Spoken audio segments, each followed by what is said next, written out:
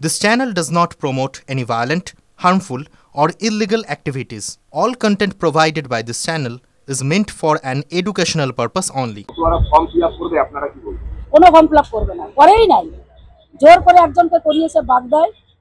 আপনারা হয়তো এটা জানতে পেরেছেন, বিজেপি করেছে, তার ছেলে জানেই না, উকিল সে আমার কাছে এসেছিল সেদিন, বললো আমার বাবা কিছুই জানে না, আমাকে জানায়নি, তাকে ভুলভাল বুঝিয়ে করেছে, তার সব ডকুমেন্টস তুলে নিয়েছে। সে এখন মৃত্যুর মুখে লড়াই করছে, তার খাওয়া ঘুম বন্ধ, যে কিভাবে এই দেশে টিকে থাকবে। বিজেপি বিভিন্নভাবে যারা বিজেপি করে তারা চলে বলে কৌশলে দেখছে যে সিএতে তারা অ্যাপ্লাই করেনি, তারা বিল পাস করার পরে ভেবেছিল যে লক্ষ লক্ষ কোটি কোটি লোক এখানে ভরবে ফর্ম, কিন্তু করেনি বলে তারা আবার ঘুরিয়ে সেটাকে এখন আবার হিন্দু কার্ড করা শুরু করছে।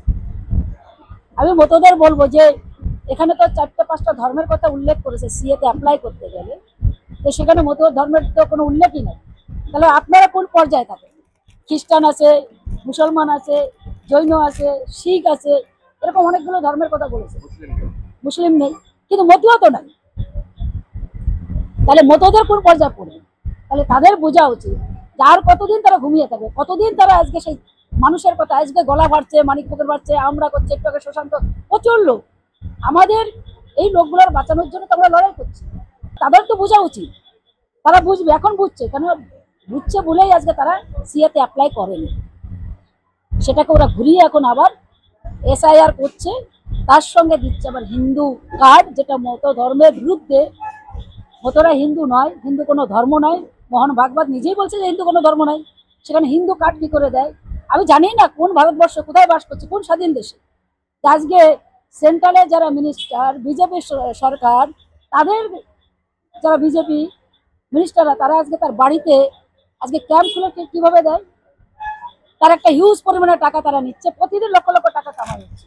তাহলে সেই টাকাটা কোথায় যাচ্ছে? তার হিসাবটা কোথায়?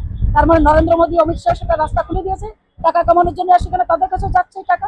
আর যদি না যেত তাহলে সেটা প্রতিবাদ করতে বন্ধ করতো, সেটা বন্ধ করছে না। তারাও চাইছে যে এইভাবে মত ধর্মের লোকগুলো মানুষ মারা যায়, তারা গুলামে পরিণত। একটা আপনার যদি একটা আইডি প্রুফ না থাকে তাহলে আপনার কি হবে? ডিটেনশন ক্যাম্প তৈরি হয়ে গেছে। তার মানে কি? আপনার তো 1 তারিখ থেকে খুব সম্ভব শুরু হচ্ছে এসআইআর।